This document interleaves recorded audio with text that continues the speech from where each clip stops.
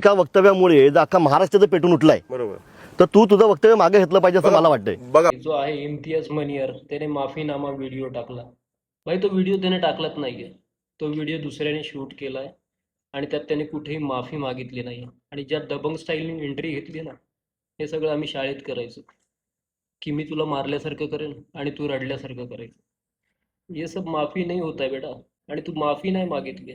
तू काय म्हणतोस रे का मी जॉबवरून आलो, तुझे एम्प्लॉई सांगत होते मालक घरी येत आणि येत आहेत, आणि विषय आहे की त्या किल्ल्याचं गेट आहे ना, तू बंद का केलं? मालक आहेस तू किल्ल्याचा.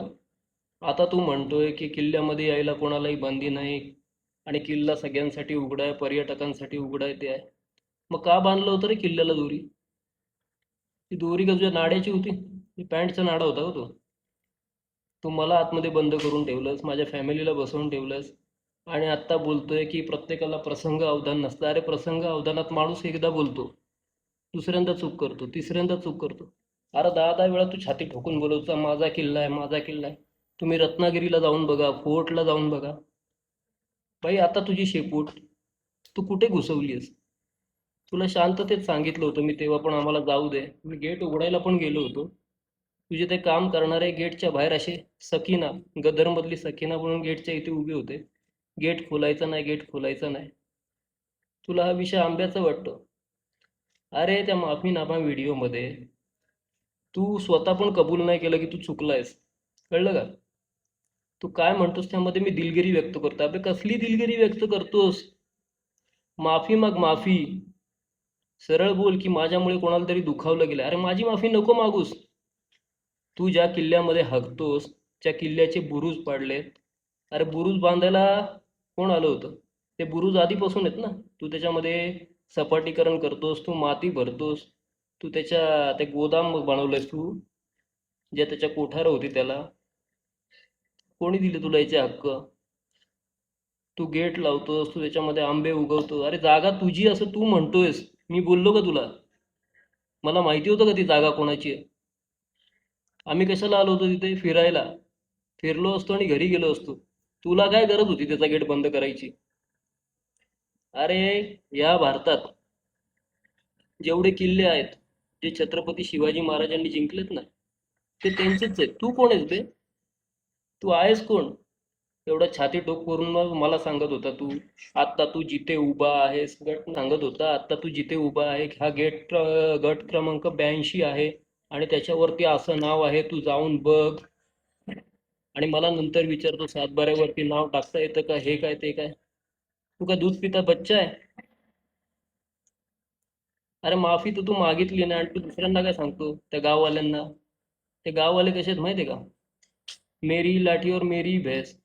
तू आम्हाला आतमध्ये घेतो, आमच्या गाड्या आतमध्ये ठेवतोस आणि नंतर बोलतो जायचं नाही. अरे माझ्याकडे बाकी छोट्या छोट्या पण क्लिप्स आहेत, त्या मी टाकल्या नाही अजून, ज्याच्यामध्ये तू मला शिकवतो मूर्ख आहे हे ते. तू मला सेन्स शिकवत होतास, तू मला लॉजिक शिकवत होता. एवढं सगळं बोलताना तुझं काय प्रसंग अवधान हरपलं होतं? अरे मी खूप शांततेने बोललो होतो त्या दिवशी. तू हे जे काय काय म्हणतात त्याला बचकांड हरकत केली आहे ना, माफी मागायची तर नीट बघ. आणि तो किल्ला आहे ना, अरे नशीब समज तिथे तू उभा आहेस. साला जिथे उभा आहेस ना त्याची स्वच्छता तरी ठेव जरा. आम्हाला सांगतोय? अरे पूर्ण किल्ला फिरून बघितलं आम्ही, सगळीकडे तू फक्त घाण केली आहेस. एवढा जर तुला महाराजांचा अभिमान असता ना, तर साल्या त्या किल्ल्याची रखवाली केली असती. सगळीकडे सगळीकडे घाण पसरवून ठेवली आहेस तू. आणि कसला माफीनामा रे? त्याच्यामध्ये तू दिलगिरी व्यक्त करतो. अरे दिलगिरी व्यक्त कशाला करतात? इकडे काय शोकसभेला आलाय?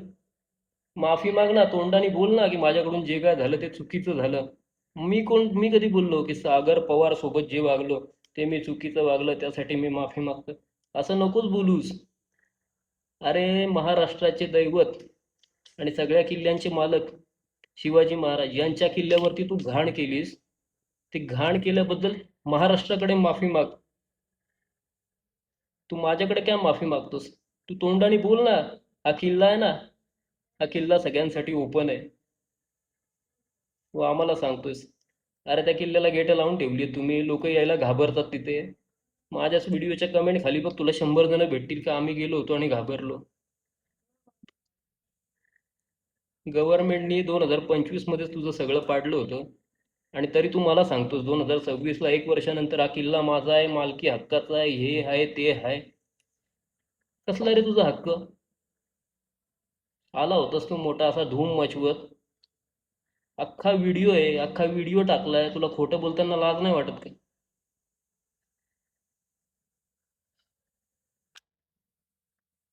ते जे माफीनामा व्हिडिओमध्ये खोटं बोलतोय ना, एवढं लक्षात ठेव.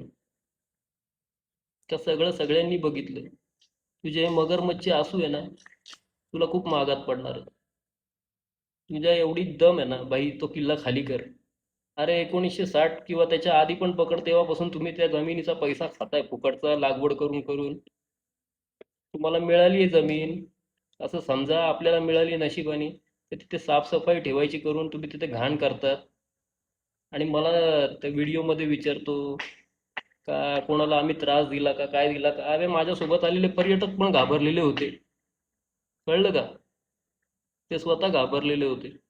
ते अजून येत आहेत, लोक व्हिडिओ काढतायत, तुझी घाण दाखवतायत. कुठल्या तोंडाने बोलतोस रे? आणि ते जे आहेत ना बाकीचे तुझे व्हिडिओ शूट करणारे, त्यांना हे सांग माफीनामा आहे.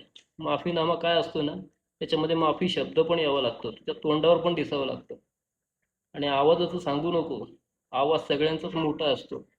बोलण्याच्या टोनमध्ये ना तुझा जो माज आहे ना, तुझा जो ॲटिट्यूड आहे ना, तो त्या दिवशी बघ. याच्या पुढे व्हिडिओ टाकायचा, व्हिडिओमध्ये बोलायचं की हा जो आहे अंजनवेल मधला, जसं छाटी टोकून बोलले ना, अंजनवेल गट क्रमांक 82, तिथे जाऊन बघ, so what so and so, त्याच्यावरती माझं नाव आहे. अबे तुझं नाव आहे ना, आता त्याच टोनमध्ये बोलायचं की अंजनवेल गट क्रमांक 82, आणि आत्ता तुम्ही जिथे उभे आहात हा किल्ला छत्रपती शिवाजी महाराजांचा आहे. तुला माफीनामा पण नीट माग, कळलं का? आणि जर माफीनामा मागायचा तर एकट्याचा व्हिडिओ शूट कर आणि संपूर्ण महाराष्ट्राची माफी माग आणि सगळ्यांसाठी किल्ला खुल्ला कर. आशा करतो माफीनाम्याचा व्हिडिओ टाकशील. आणि माफी माझी नको मागूस, कळलं का? त्या गेटवर उभा राहा उद्यापासून पर्यटकांना सांगायला की हा किल्ला माझा नाही आहे. आणि ते जे बोर्ड लावलेत ना, हे केलं तर ते होईल, ते केलं तर ते होईल, ते बोर्ड काढून टाक. तुझा नाही आहे ना किल्ला, मग कशाला लावलेत? तुझा नाही ना किल्ला, मग आतमध्ये माणसं कशाला ठेवली 100-100? हागायला ठेवली का? उगत नको बोलायला लावू.